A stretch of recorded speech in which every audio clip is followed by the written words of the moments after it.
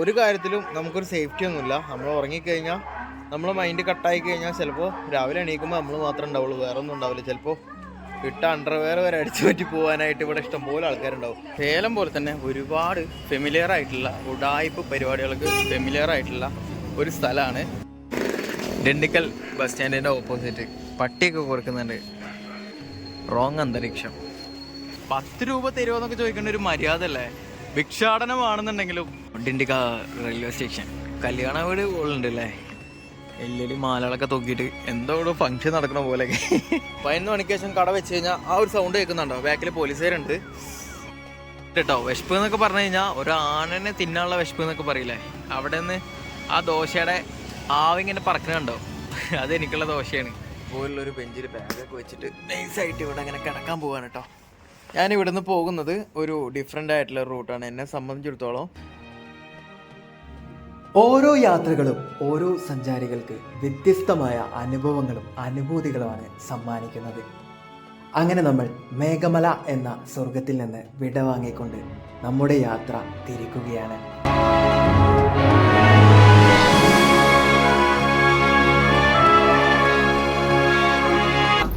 ഈ സാധനം കണ്ടോ, ഇതാ അവിടെ നിൽക്കുന്നു. നമ്മുടെയൊക്കെ നാട്ടിൽ എന്താ പറയാ, പോത്തും പശുവിനൊക്കെ മേയാൻ വിടില്ലേ, അതേപോലെ കൂളായിട്ട് ഇവിടെ ഉള്ളവർക്ക് വലിയ ഇതൊന്നുമില്ല. ഇതുപോലെ ആനകളൊക്കെ കണ്ട് പുലികളെയൊക്കെ കണ്ട് വളർന്നവരാണ് അവർക്ക് ഇതൊന്നും ഒരു വിഷയമല്ല. നോക്കിയാ. ഹലോ ഗൈസ്, നമസ്കാരം. ഞാനിപ്പോൾ ഉള്ളത് തമിഴ്നാട്ടിലെ ദിണ്ടിക്കൽ എന്ന് പറയുന്ന ഒരു സ്ഥലത്താണ് കേട്ടോ. ദിണ്ടിക്കലിനെ കുറിച്ച് പറയുകയാണെങ്കിൽ സേലം പോലെ തന്നെ, സേലത്തിനെ കുറിച്ചിട്ട് പറഞ്ഞറിയിക്കേണ്ട ആവശ്യമില്ലല്ലോ. എൻ്റെ യൂട്യൂബ് ജേണിയിൽ ഏറ്റവും കൂടുതൽ റീച്ചായിട്ടുള്ള ഒരു വീഡിയോ ആണ് സേലം വീഡിയോ. അപ്പോൾ സേലം പോലെ തന്നെ ഒരുപാട് ഫെമിലിയർ ആയിട്ടുള്ള ഉഡായിപ്പ് പരിപാടികൾക്ക് ഫെമിലിയർ ആയിട്ടുള്ള ഒരു സ്ഥലമാണ് ഈ ഒരു ദിണ്ടിക്കൽ എന്ന് പറയുന്നത്. അപ്പോൾ ഇവിടുത്തെ ഒരു രാത്രി കാഴ്ചകളിലേക്ക് എല്ലാവർക്കും സ്വാഗതം. ഒരാൾ ഈ ഒരു നഗരത്തിൽ രാത്രി വന്ന് ഇറങ്ങുകയാണ്. ഒരു 10 മണിക്കൊക്കെ ശേഷം ഇവിടെ വന്ന് ഇറങ്ങുകയാണ്. അവർക്ക് ഫേസ് ചെയ്യാവുന്ന ഒരുപാട് രീതിയിലുള്ള ചൂഷണങ്ങളും കാര്യങ്ങളുമാണ് ഞാൻ നിങ്ങളുടെ മുന്നിലേക്ക് എത്തിക്കാൻ പോകുന്നത്. അപ്പോൾ പിന്നെ നമുക്ക് നേരെ വീഡിയോയിലേക്ക് പോകാം. ഇതിലൊന്നും വന്ന് ചാടാതിരിക്കാൻ വേണ്ടിയിട്ടാണ് കേട്ടോ ഞാനിങ്ങനെ ഒരു വീഡിയോ ഒക്കെ ചെയ്യുന്നത്. ഞാൻ എൻ്റെ ഒരു യാത്രയുടെ ഭാഗമായിട്ട് ഞാനിവിടെ വന്നിറങ്ങിയതാണ്. എനിക്കിനി ട്രെയിൻ ഉള്ളത് നാളെ നേരം വെളുക്കാൻ നേരത്താണ്. അതായത് 5:35 നമുക്ക് ഇവിടെ നിന്ന് പാലക്കാടിലേക്ക് ട്രെയിൻ ഉള്ളത്. ദിണ്ടിക്കൽ ഉമ്മ വേണോ, പെണ്ണ് വേണോ, കള്ള് വേണോ, മറ്റേത് വേണോ, മറിച്ചത് വേണോ എന്നൊക്കെ പറഞ്ഞിട്ട് കുറേ ആൾക്കാർ ഞാനിവിടെ വന്ന് ഇറങ്ങിയിട്ടുള്ളൂ. ആ ഒരു നേരത്തെ തന്നെ നമുക്ക് എന്താ പറയുക, പല രീതിയിലുള്ള ചൂഷണങ്ങൾ നേരിടാവുന്ന ഒരു സ്ഥലമാണ് ഈ ഒരു ദിണ്ടിക്കൽ. ഈ ഒരു ബസ് സ്റ്റാൻഡ് ഞാൻ ഓപ്പോസിറ്റ് കാണിക്കുന്ന ബസ് സ്റ്റാൻഡാണ് കേട്ടോ. ബസ് സ്റ്റാൻഡിൻ്റെ ഓപ്പോസിറ്റാണ് ഞാനിപ്പോൾ നിൽക്കുന്നത്. അപ്പോൾ എന്താ പറയുക, അതിലൊന്ന് ചെന്ന് ചാടാൻ നിൽക്കലെന്നൊക്കെ പറഞ്ഞു കഴിഞ്ഞാൽ ഇങ്ങനെയുള്ള സ്ഥലങ്ങൾ എനിക്ക് നല്ല അനുഭവം ഉള്ളതുകൊണ്ട് പറയുന്നത്. സേലം എങ്ങനെയാണോ അതുപോലെ തന്നെയാണ് ഈ ഒരു നാട് എന്നെനിക്ക് മനസ്സിലായി. സ്റ്റാൻഡിൽ നിന്നും പുറത്തോട്ട് ഇറങ്ങിക്കഴിഞ്ഞാലേ ഫുഡ് സ്പോട്ടുകളാണ് നമ്മളിപ്പോൾ ഈ കാണുന്നത് കേട്ടോ. ഇതൊക്കെ ഓരോ ചെറിയ രീതിയിലുള്ള തട്ടുകടകളും കാര്യങ്ങളാണ്. ഇതവിടെ വലിയ വലിയ ഹോട്ടലുകളും ഉണ്ട്. അപ്പോൾ ഫുഡ് കഴിക്കാനുള്ള ഒരാളാണെന്നുണ്ടെങ്കിൽ ഇവിടെയൊക്കെ വന്നിട്ട് അത്യാവശ്യം നല്ല ഫുഡൊക്കെ വേണമെന്നുണ്ടെങ്കിൽ ഇതാ ഇങ്ങനെയുള്ള ഹോട്ടലുകൾ, ശ്രീ ശരവണ ഭവൻ, ഇങ്ങനെയുള്ള ഹോട്ടലുകളിലൊക്കെ കയറിയിട്ട് നല്ല ഫുഡുകളൊക്കെ കഴിക്കാം. ഇനി ലോ ബഡ്ജറ്റ് പരിപാടിയാണെന്നുണ്ടെങ്കിൽ അവിടെ കുറേ തട്ടുകടകൾ പോലുള്ള സെറ്റപ്പ് പരിപാടികളുണ്ട് കേട്ടോ. പക്ഷേ ഞാൻ ഇങ്ങനെ നടന്നുകൊണ്ടിരിക്കുക, ഞാൻ ഇതുവരെയായിട്ട് ഫുഡ് കഴിച്ചിട്ടില്ല കേട്ടോ. ഏതെങ്കിലുമൊക്കെ കാണുന്ന തട്ടുകടയിൽ നിന്ന് എന്തായാലൊക്കെ നൈറ്റായിട്ട് ഫുഡ് കഴിക്കാം, അതിന് വേണ്ടിയിട്ടൊക്കെ നടന്നുകൊണ്ടിരിക്കുന്നത്. 12 ചെമ്പൊക്കെ കാണാനുണ്ട്, എന്താ അവസ്ഥ എന്നറിയില്ല. சாப்பிட்றதுக்கு என்ன இருக்கா அக்கா? எல்லாம் இருக்கா? ശരിയാണ്. ദോശ. അവിടെ കല്ലൊക്കെ ഇങ്ങനെ ചൂടാക്കി ഇങ്ങനെ നിൽക്കുകയാണ്. 12 മണിക്കുന്നല്ല, ഏത് നട്ടപ്പാതിരൊക്കെ വന്നു കഴിഞ്ഞാലും ദോശ ഇട്ടായിരുന്ന പറയണേ. വന്നാലും ദോശ ഇവിടുന്ന് കിട്ടും കേട്ടോ. നമുക്കുള്ള ദോശ ചുട്ടുകൊണ്ടിരിക്കുകയാണ്. നല്ല വിശപ്പുണ്ട് എന്നൊക്കെ പറഞ്ഞു കഴിഞ്ഞാൽ ഒരു രക്ഷയില്ലാത്ത വിശപ്പുണ്ട്. അവിടെ നിന്ന് ഇങ്ങനെ പറക്കണ ആവി കണ്ടോ, അത് എനിക്കുള്ള ദോശയാണ് ചുട്ടുകൊണ്ടിരിക്കുന്നത് കേട്ടോ. ഇതാ കാണിച്ചു തരാം. പരത്തി ചുട്ട ദോശ നമുക്ക് വേണ്ടിയിട്ട്. അക്ക ഒരു ഓംലെറ്റ് വേണം, ഡബിള്. 1 സൈഡ് ആണാ, ജസ്റ്റ് മറിച്ചിട്ട് ഒന്നെടുക്കുക. ഓവർ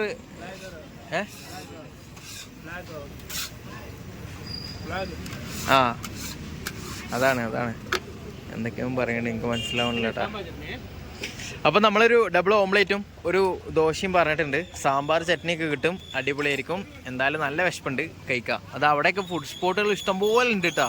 അവിടെ അപ്പുറത്ത് ഹോട്ടലുകൾ അടച്ചു എന്ന് പറഞ്ഞിട്ട് ആരും ഫുഡ് കഴിക്കാണ്ടിരിക്കണ്ട. ഇങ്ങോട്ട് വന്നു കഴിഞ്ഞാണ്ടല്ലോ ഇടത്തെ ഭാഗത്തേക്ക് ബസ് സ്റ്റാൻഡിൽ നിന്നും പുറത്തോട്ട് ഇറങ്ങിയിട്ട് ഇടത്തെ ഭാഗത്തേക്ക് വന്നു കഴിഞ്ഞാൽ ഇഷ്ടംപോലെ തട്ടുകടകൾ. റെയിൽവേ സ്റ്റേഷനിലേക്ക് പോകാനായിട്ട് ഈ നേരത്ത് രാത്രിയാണല്ലോ ഓട്ടോയിൽ 100 റുപ്യാണ് ചാർജ്. അന്ന് തന്നെ 80 റുപ്യക്ക് ആക്കി തരാമെന്ന് പറഞ്ഞിട്ടുണ്ട് കേട്ടോ. അപ്പോൾ ഞാനിവിടുന്ന് റെയിൽവേ സ്റ്റേഷനിലേക്ക് പോവാണ്. 80 റുപ്പീസ്, 80 രൂപയാണ് ചാർജ്. അവിടെ എത്തിയിട്ട് കാണാം കേട്ടോ. ചാടി കയറുകയൊക്കെ ചെയ്തു, പക്ഷേ എൻ്റെ കയ്യിലേക്ക് പൈസ ഇല്ല കേട്ടോ. 80 റുപ്യ ക്യാഷ് കൊടുക്കാനായിട്ടില്ല. ജിപേയിലാണ് ക്യാഷ് കിടക്കുന്നത്. ഇനിയിപ്പോൾ അവിടെ പോയിട്ട് ആരെന്നിലൊക്കെ മാറിയിട്ട് കൊടുക്കണം.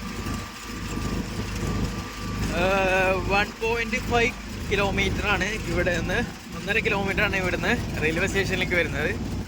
100 രൂപയാണ് രാത്രിയിലെ വാടക എന്ന് പറയുന്നത്. 40 രൂപയേ ഉള്ളൂ, പക്ഷേ 100 റുപ്യാണ് ഇരട്ടി ചാർജ്. സ്വാഭാവികം, എവിടെ ചെന്ന് കഴിഞ്ഞാൽ അങ്ങനെ തന്നെയാണ്. അതിന് കുറ്റങ്ങളോ കുറവുകളോ ഒന്നും പറയാനില്ല. ഇതെനിക്ക് പോകുന്നുണ്ട് കേട്ടോ, അങ്ങോട്ട് എത്തിക്കിട്ടിയാൽ മതി. അപ്പോൾ ഇതാണ് കേട്ടോ ഡിണ്ടിഗൽ റെയിൽവേ സ്റ്റേഷൻ. കല്യാണ വീട് ഉള്ളുണ്ട് അല്ലേ, LED മാലകളൊക്കെ തൂക്കിയിട്ട് എന്തോ ഒരു ഫങ്ഷൻ നടക്കണ പോലെയൊക്കെ. അടിപൊളി. ഡിണ്ടിഗൽ ജംഗ്ഷൻ ഇതാണ് കേട്ടോ. അപ്പോൾ അങ്ങനെ നമ്മൾ ഡിണ്ടിഗൽ റെയിൽവേ സ്റ്റേഷൻ്റെ പ്ലാറ്റ്ഫോമിലേക്ക് കയറിയിരിക്കുകയാണ് കേട്ടോ. നമുക്കിപ്പോൾ ടിക്കറ്റ് ഒന്നും കിട്ടൂല. പ്ലാറ്റ്ഫോം ടിക്കറ്റ് എടുത്തിട്ട് ഞാൻ പ്ലാറ്റ്ഫോമിലേക്ക് കയറിയിട്ടുണ്ട്. പ്ലാറ്റ്ഫോം നമ്പർ 1 തിരുനെൽവേലിക്ക് പോകുന്ന ട്രെയിനാണ് കേട്ടോ. ഇതുപോലെ ട്രെയിനുകൾ വരുമ്പോഴും പോകുമ്പോഴും മാത്രം ആൾക്കാരുണ്ട്. ഞാൻ എന്തായാലും ഇവിടെ ഇങ്ങനൊരു ബെഞ്ചിൽ ബാഗൊക്കെ വെച്ചിട്ട് സെറ്റായിട്ടുണ്ട്. അത്യാവശ്യം തണുപ്പുണ്ട്. എന്താ പറയുക, ഡിണ്ടിഗൽ എന്നൊക്കെ പറഞ്ഞു കഴിഞ്ഞാൽ നമ്മളെ കൊടൈക്കനാൽ അങ്ങനെയുള്ള ഹിൽ സ്റ്റേഷനുകളൊക്കെ വരുന്ന ഒരു സ്പോട്ടാണ് കേട്ടോ. 2 മണി, ഇനി 3 മണിക്കൂറോളം ഉണ്ട് നമ്മളെ ട്രെയിൻ വരാനായിട്ട്. 5:35 നമ്മളെ ട്രെയിൻ വരുന്നത്. 3:35 കേട്ടോ. 3 മണിക്കൂർ 35 മിനിറ്റ്. അപ്പം ഞാനെന്തായാലും ഇവിടെ നൈസായിട്ട് ഇങ്ങനെ കിടക്കാൻ പോവാം. നല്ല കൊതുക, ഒരു രക്ഷയില്ലാത്ത കൊതുക്. നമ്മൾ മധുരയിലൊക്കെ പോയിട്ടുള്ള ഒരു ഫീല്. നല്ല കൊതുക്. ഇവിടെ വന്നു കഴിഞ്ഞാലും ഇതന്നെ കേട്ടോ അവസ്ഥ. ഫാനില്ല, പ്ലാറ്റ്ഫോമിലൊന്നും ഫാനില്ല. ഫാൻ ഉണ്ട് എന്നുണ്ടെങ്കിൽ നമ്മൾ കേരളത്തിലൊക്കെ ആണെന്നുണ്ടെങ്കിൽ അത്യാവശ്യം വലിയ ഫാനില്ലേ, കറങ്ങിനോടത്ത് പോയി കിടന്നു കഴിഞ്ഞാണല്ലോ സുഖമായിട്ട് കിടന്നുറങ്ങാം. നമുക്ക് എന്തെങ്കിലും പുതപ്പ് എന്തെങ്കിലും ഉണ്ടായാൽ മതി. ഇതിപ്പോൾ ഒരു കാര്യത്തിലും നമുക്കൊരു സേഫ്റ്റി ഒന്നുമില്ല. നമ്മൾ ഉറങ്ങിക്കഴിഞ്ഞാൽ നമ്മൾ മൈൻഡ് കട്ടായി കഴിഞ്ഞാൽ ചിലപ്പോൾ രാവിലെ എണീക്കുമ്പോൾ നമ്മൾ മാത്രമേ ഉണ്ടാവുള്ളൂ, വേറെ ഒന്നും ഉണ്ടാവില്ല. ചിലപ്പോൾ ഇട്ട അണ്ടർവെയർ വരെ അടിച്ചു പറ്റി പോകാനായിട്ട് ഇവിടെ ഇഷ്ടംപോലെ ആൾക്കാരുണ്ടാവും. അനൗൺസ്മെൻറ്റ് കാരണം നിങ്ങൾ കേൾക്കാൻ ചാൻസ് ഇല്ല. അപ്പോൾ നമ്മളിപ്പോൾ പോകുന്ന റൂട്ട് എന്ന് പറഞ്ഞാൽ ഒരു വ്യത്യസ്തമായിട്ടുള്ള റൂട്ടാണ്. ഞാൻ ഫസ്റ്റ് ടൈമാണ് പൊള്ളാച്ചി വഴി കൊല്ലങ്കോട് വഴിയാണ് നമ്മൾ പാലക്കാടിലേക്ക് കയറുന്നത് കേട്ടോ. അപ്പോൾ ഇത് എന്നെ സംബന്ധിച്ചിടത്തോളം ഒരു പുതിയ റൂട്ടാണ്. ഞാൻ ആദ്യമായിട്ടാണ് ഈ ഒരു റൂട്ടിലൂടെ ഞാൻ ട്രെയിനിലോട് പോകുന്നത്. അപ്പോൾ നമുക്കെന്തായാലും ട്രെയിനൊക്കെ വരുമ്പോൾ ടിക്കറ്റൊക്കെ എടുത്തിട്ട് നൈസായിട്ട് അതിലൊക്കെ കയറിയിട്ട് ഇങ്ങനെ പോവാട്ടോ. അപ്പോൾ അങ്ങനെ ആവട്ടെ. അപ്പോൾ എങ്ങനെയാലും ഇവിടെ ഒതുങ്ങി കൂടാൻ നോക്കട്ടെ കുറച്ച് നേരത്തേക്ക്. വണ്ടി വരാറായിട്ടുണ്ട് കേട്ടോ. 5 മണിയായിട്ടുണ്ട്. പുതിയൊരു കാര്യമുണ്ട്. എന്താണെന്ന് വെച്ച് കഴിഞ്ഞാൽ ഇവിടെ ഒരു ട്രെയിന് വരുന്നതിന് രാത്രി ആകുമ്പോൾ ഇരട്ടിയാവും. ഒരു ട്രെയിന് വരുന്നതിന് 2 മണിക്കൂർ മുന്നേക്ക് അനൗൺസ്മെൻറ്റ് തുടങ്ങും. അനൗൺസ്മെൻറ്റ് ചെയ്തുകൊണ്ടേയിരിക്കും കേട്ടോ. അങ്ങനെ നമ്മൾ ഒരു ഉറക്കത്തിന് ശേഷം എണീച്ചപ്പോൾ സ്ഥലം നമുക്ക് ഏറ്റവും പ്രിയപ്പെട്ട പാലക്കാട് ജില്ലയിലെ കൊല്ലങ്കോട് റെയിൽവേ സ്റ്റേഷനാണ് കേട്ടോ.